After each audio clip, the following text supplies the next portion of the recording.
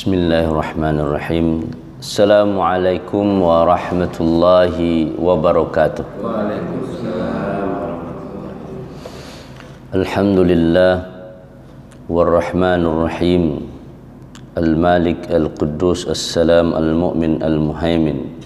Asyhadu an la ilaha illallah wa asyhadu anna Muhammadan abduhu wa rasuluhu la nabiyya ba'dah. Wa huwa as-sadiqu wa'dil amin. Allahumma salli wa sallim wa barik alaihi wa ala alihi wa sahbihi wa man tabi'ahu bi ihsan minal mu'minin. Amma ba'd. Uhibbukum fillah. Radina billahi rabba wa bil islami dina wa bi Muhammadin nabiyya wa rasula. Rabbana zidna ilma warzuqna fahma. Subhanaka la ilma lana illa ma 'allamtana innaka antal alimul hakim. A'udzu billahi minasy syaithanir rajim. Ma nansakh min ayatin aw nunsiha na'ti bi khairin minha aw mithliha. Alam ta'lam anna Allaha 'ala kulli syai'in qadir. Shadaqallahul azim. Alhamdulillah, kita awali dengan bersyukur kepada Allah. Alhamdulillah, kita manfaatkan sedunia karunia Allah dalam ketaatan, itu juga bagian dari syukur kepadanya. Alhamdulillah juga lah sampai kajian tafsir surah Al-Baqarah di ayat 106. Berarti 106 juga kita pahami dan kalau bisa kita hafalkan. Kemudian kita berselawat, berkirim salam buat Nabi Muhammad. Allahumma salli wa sallim wa barik alaih. Kita harapkan syafaat beliau di yaumil qiyamah kelak sebagai teladan, sebagai contoh bagi kita. Ya Allah, beri kami kesempatan bisa bersama beliau di surga Firdaus kelak.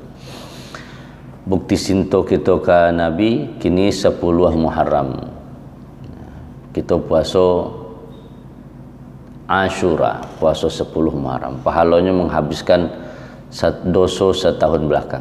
Nah, nanalun sahur silahkan dari kini saja berniat sampai beko maghrib. Nah, karena puasa sunat tidak harus niatnya dari malam hari. Sayang sebab besok adalah tanggal 11, jadi tidak ada puasa Asyura. Nah. Baik, kita cari Al-Quran, kita lanjutkan.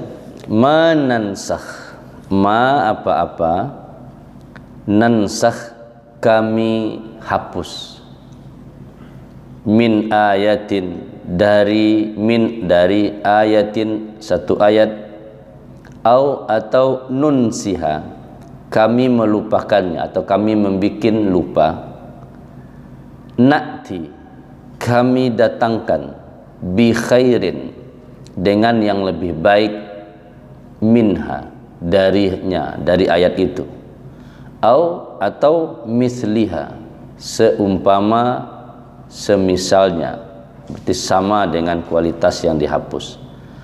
Alam, apakah, lam tidak, ta'lamu, ta'lam kamu mengetahui, annallaha sesungguhnya Allah, ala kulli, ala atas kulli setiap syai'in sesuatu, qadirun maha berkuasa, maha kuasa. Fihi khamsu asyara mas'alah. Menurut Imam Qurtubi dalam ayat yang ringkas ini ada 15 hal yang diuraikan. Tiadalah kami menghapus dari ayat atau kami membikinnya lupa, kecuali kami datangkan na'ti bi khairin minha, atau datangkan yang lebih baik atau yang semisal dengannya. Tidakkah engkau mengetahui sesungguhnya Allah atas segala sesuatu amat maha berkuasa. Yang pertama, qauluhu ta'ala ma nansakh min ayat aw nunsiha. Pertama, Imam Qurtubi menjelaskan tentang lafaz aw nunsiha. Awnya pakai huruf ataf, berarti ada huruf yang nun. Nansakh kok bahasa hukumnya seperti amandemen lah. Nah, kini kan sedang angin-angin lo tentang amandemen undang-undang. Kan amandemen, kalau kau apakah ayat suci pernah diamandemen oleh Allah? Ternyata kalau dari ayat ini ada. Jadi ada yang diamandemen oleh Allah. Artinya ada ayat-ayat yang dihapus oleh Allah. Bahkan masih ada sekarang ayatnya tapi hukumnya tidak berlaku lagi. Contoh bagaimana? Disebutkan banyak contoh. Jadi pertama tentang amandemen ayat suci. Kalau ada tokoh negara mengatakan undang-undang itu kan ayat suci itu. Jadi tidak masalah kapanpun di amandemen. Sedangkan ayat suci juga pernah di amandemen. Masalahnya yang mengamandemen itu bisa tidak mendatangkan na'ti bi khairin minha, mendatangkan yang lebih baik dari yang ditukar. Jangan-jangan setelah ditukar muncul masalah baru. Kalau potensinya manusia merubah pasti ada itu. Tapi kalau Allah yang mengganti ayatnya itu na'ti bi khairin minha, Allah datangkan yang lebih baik darinya. Au misliha, atau semisal, sepadan, samunya, penggantinya sama dengan yang diganti. Jangan bertukar baru aja jo ciga. Kalau istilah wae bertukar baru jo ciga. Alam ta'lam. Jadi wasababuha, nah sebabnya adalah annal yahud lamma hasadul muslimina fit tawajjuh ilal Ka'bah. Pertama kan arah Ka'bah, arah kiblat kita ke Palestina. Orang Yahudi itu senang ya.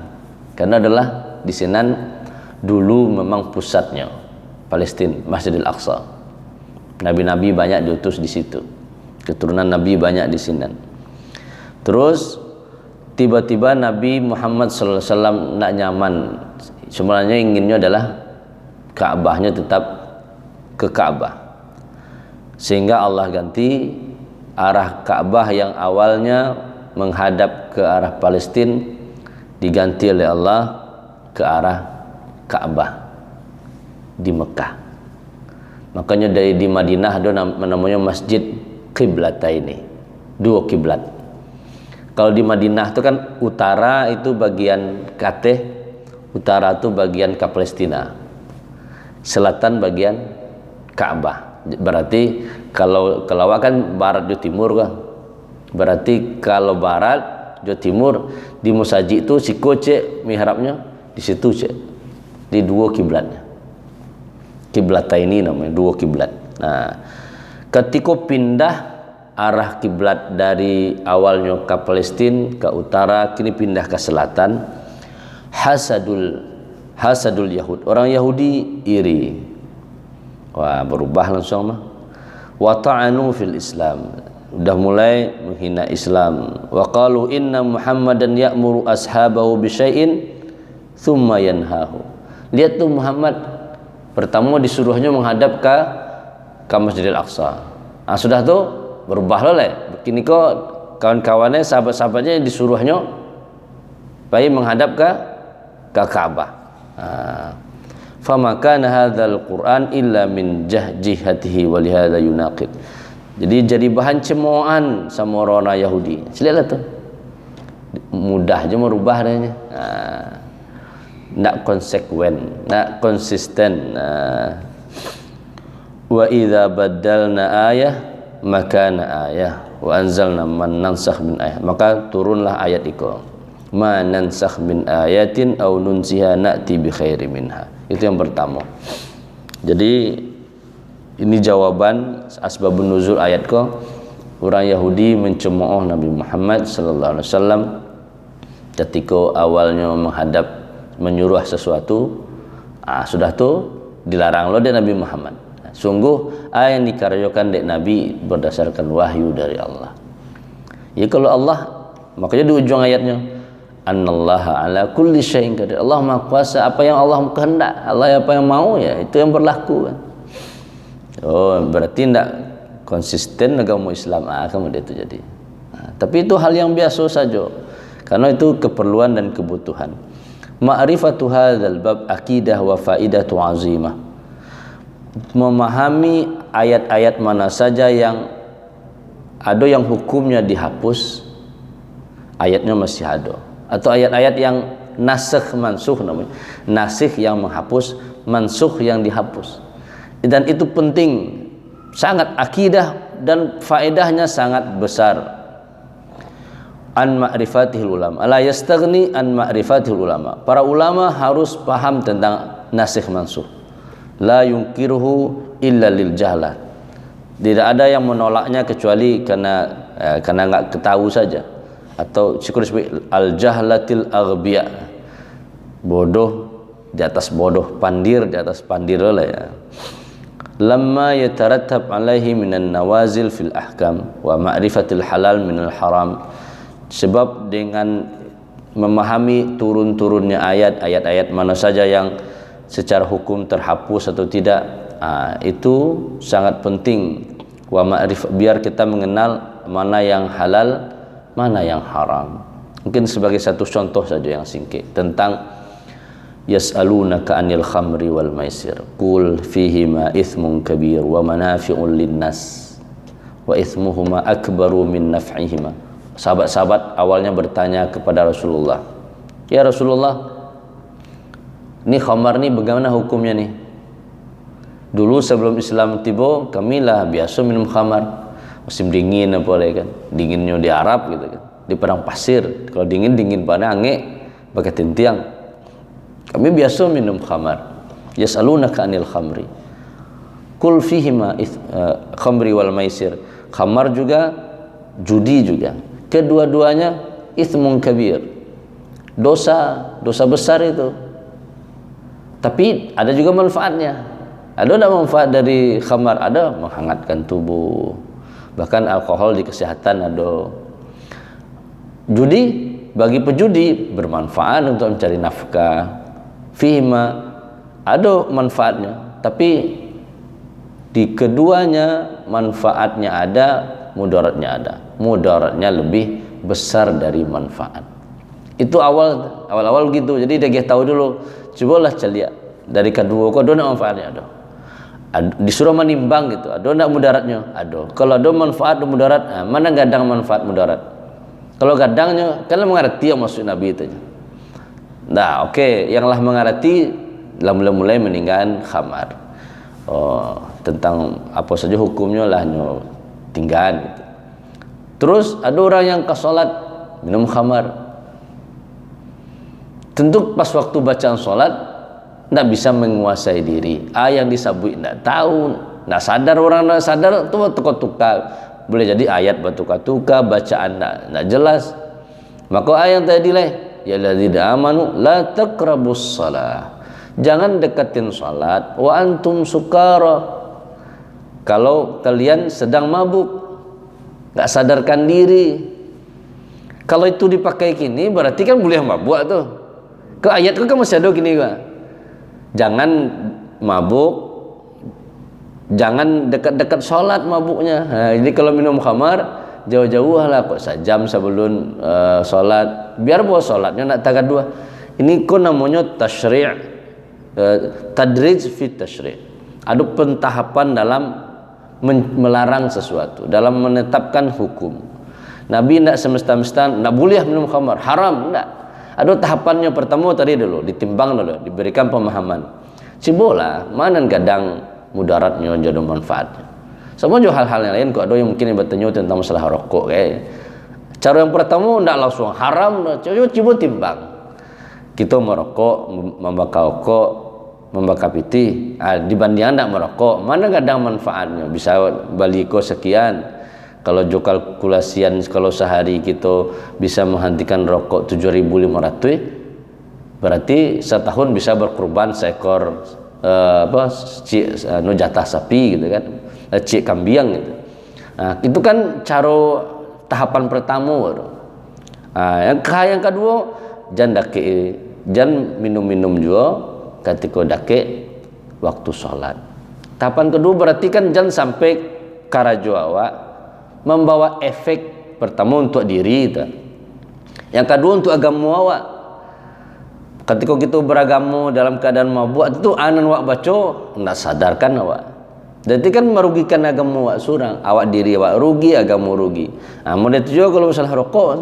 Cobalah yang bisa merugikan orang lain. Nah, jadi kalau menium merokok juga, merokok waktu surang-surang, jadi sampai rami di fasilitas umum, kan ada tahapan itu. Baru yang ketiga tadrijnya, langkahnya, innamal khamru wal maisiru wal ansabu wal azlamu rijsun. Baru Allah menurunkan. Berarti 2 ayat yang sebelumnya tidak berlaku lagi hukumnya, walaupun ayatnya masih ada. Kalau ayat suci ayatnya masih ada di pasal sekian, ayat sekian, tapi tidak berlaku oleh sebab Allah ada datang nan baru lah di amandemen. Di proses itu harus diketahui karena akidah penting sekali, ditekankan betul agar para ulama paham tentang ilmu nasikh mansukh. Ayat-ayat yang lah terhapus secara hukum. Kalau enggak, bahaya kan. Dibaca orang, janganlah deketin sholat, la taqrabus sholah wa antum sukara. Berarti kalau model itu masa sudah sholat boleh mabuk kan, itu jadinya. Itu udah terhapus hukumnya, jangan digunakan lagi. Dia hati-hati ya. Makanya tidak cukup kita punya Al-Quran terjemah terus kita baca terjemahan, tidak cukup, sebab harus ada ilmu pendampingnya, ilmu tambahan. Dan sampai kalau secara terjemahan bahasa Indonesia wajar kan ada terindikasi ya, orang yang memahami secara kiranya dong bunuhlah, ya kan? Ya itu bunuh kan? Perangilah, tentu harus ada sebab perangilah ku apa kan? Itu kajian tafsir. Itulah kita bahas tiap subuh. Kalau tidak ada pendampingnya bahaya. Jadi akidah penting sekali. Sebab apa? Faidatun azimah, manfaatnya sangat baik. Suatu ketika, kisah itu tentang salah satu contoh ya. Suatu ketika ini diriwayatkan oleh Abu Al-Bakhtari, dakhala Ali bin Abi Thalib radhiyallahu anhu al-masjid. Ali masuk masjid. Fa idza rajulun yukhawwifun nas. Ada seseorang yang sedang menakut-takuti manusia, maksudnya memberi berita lah atau menyampaikan ceramah.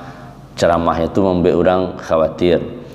Faqala ma hadza? Apa ini? Kata Ali. Ma hadza?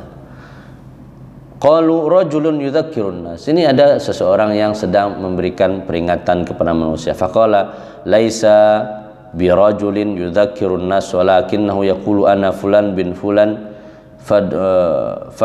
fa'arafuni fa arsala ilaihi faqala ata'rifu an-nasikh wal mansukh minal mansukh. Ali bertanya kepada orang yang sedang memberikan ceramah itu, kamu tahu tidak nasikh dan mansukh? Mana saja ayat yang sudah dihapus oleh Allah, mana yang penghapusnya mana? Kalau di amandemen penggantinya mah. Qala la, aku tidak tahu. Aku hanya nyampaikan, qala fakhruj minan masjidina wala tudzakkir fihi. Kalau gitu pergilah, keluarlah dari masjid kami, jangan ngasih kabar juga lagi, jangan ngasih peringatan juga. Ini bahaya ini. Kalau ilmu tentang nasikh mansukh tidak tahu, terus kita bagi berita saja, bahaya. Coba apa? Ya betul yang disampaikan juga Al-Quran. Tapi ada yang secara makna baik, tapi ada yang tidak terpakai lagi secara hukum. Ini tetap beribadah, ketika baca pun ayat itu tetap beribadah kita, tapi secara hukum tidak bisa diterapkan.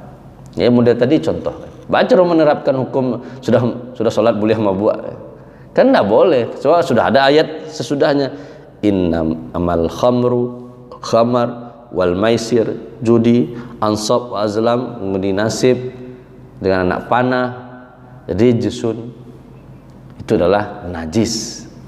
Kalau lah najis berarti haram. Min amalis syaitan, itu karajo setan. Fajtanibuhu, anak perintah jauhilah. Jadi ketika lah disuruh jauhi, berarti tidak boleh didakei, apalagi dilakukan. Kalau najis, lah tahu kok najis, itu dipeci-peci ya. Kalau kan bisa mah, bisanya. Kalau najis kan bisa dicuci 7 kali, sekali aja tanah gitu ya. Itu kan mengakal-akali ya jadi kan. Cuman tuh masalahnya. Katikolah disebut najis fajtanibuhu, jauhi. Nah, menjauhi. Kau tentu mandaki iselah lamu gitu kan. Tentu untuk menjauhi punya proses. Tapi kini apapun yang dilarang oleh Allah kita tinggal. Yang ketiga, poin yang ketiga. Mungkin singkatnya saja. Jadi banyak ulama bertikai pendapat tentang nasikh mansukh. Ada yang mengatakan memang dihapus saja. Tapi tidak cukup itu sebab Allah menyebutkan na'ti bi khairin minha, kami datangkan yang lebih baik darinya, au misliha, atau semisalnya. Jadi dulu memang ada ayat-ayat yang telah turun. Kan tadi ada, tidak hanya Allah hapus, Allah ganti yang baru, tapi nunsiha. Ketika disampaikan di Nabi serenyo sahabat kan menghafalnya langsung dah. Dikira model pagi kok aja satu ayat terus kita hafal tuh. Kita sampai lo ke orang lain. Bisu lupa. Ayat patang tu apa ya? Ditanyul ke kawan. Nah, embo lupa lo. Serenyo sahabat mengalami hal yang sama. Nunsiha. Ada yang memang Allah lupakan. Sehingga sampai kini tidak ada dalam dilihat dari kitab-kitab ayat-ayat mana saja yang dulu yang Allah bikin lupa itu yang mana. Kalau ada yang masih tahu berarti kan masih ingat kan. Itu memang tidak ingat dari para sahabat. Kenapa? Ada hal-hal yang ya nunsiha, kami bikin mereka lupa. Sehingga tidak ada tercatat di kitab. Ada juga pendapat yang mengatakan tidak ada terus masih nasikh mansukh tu. Sebab apa? Kalau model tu ayat yang turun ke Nabi Muhammad salah Jibril bagi sampean. Sampai kemudian itu pemahaman tentang nasikh wa mansukh. Tapi akan ada, memang ada betul Allah menyebutkan dalam surah Al-Baqarah 106, man nansakh min ayatin aw nunsiha na'ti bi khairi minha aw mithliha. Apa yang kami hapus, ayat yang kami hapus atau kami lupakan, kami akan beri, akan datangkan yang lebih baik dari ayat yang kamu hapus. Yang kami hapus itu, yang kami lupakan itu, bikin lupa itu, atau sama. Alam ta'lam, tidakkah engkau mengetahui sesungguhnya Allah atas segala sesuatu maha berkuasa. Itu yang bisa kita ambil dalam surah Al-Baqarah 106. Di akhir kita berdoa kepada Allah. A'udzubillahi minasyaitonirrajim. Bismillahirrahmanirrahim. Alhamdulillahi rabbil alamin, wassalatu wassalamu ala asyrafil anbiya wal mursalin wa ala alihi wa sahbihi ajmain. Allahumma ighfir lana dhunubana wa liwalidina warhamhum kama rabbawna sighara. Untuk orang tua kami yang sudah meninggal ya Allah, Allahumma ighfir lahum warhamhum, ampuni dosa mereka, rahmati mereka, beri kami nanti kesempatan bersama-sama hidup di surga firdausmu. Untuk orang tua kami yang masih hidup ya Allah, panjangkan usia mereka dalam kebaikan, sehatkan mereka, husnul khatimah biqauli la ilaha illallah. Rabbana hab lana minas salihin, Rabbana hab lana min azwajina wa dhurriyyatina qurrata a'yun waj'alna lil muttaqina imama. Allahumma inna nas'aluka ridhaka wa jannah wa na'udzubika min sakhatika wan nar. Allahumma inna nas'aluka salamatan fid din wa afiyatan fil jasad wa ziyadatan fil ilmi wa barakatan fi rizqi wa taubatan qabla al maut wa rahmatan 'inda al maut wa maghfiratan ba'da al maut. Allahumma hawwin 'alaina fi sakaratil maut wan najata minan nari wal 'afwa 'indal hisab. Allahumma a'inna 'ala dzikrika wa syukrika wa husni ibadatik. Allahumma inna na'udzubika birridaka min sakhatika wa bi mu'afatika wa na'udzubika minka la nuhsi thanan 'alaika anta kama athnaita 'ala nafsika.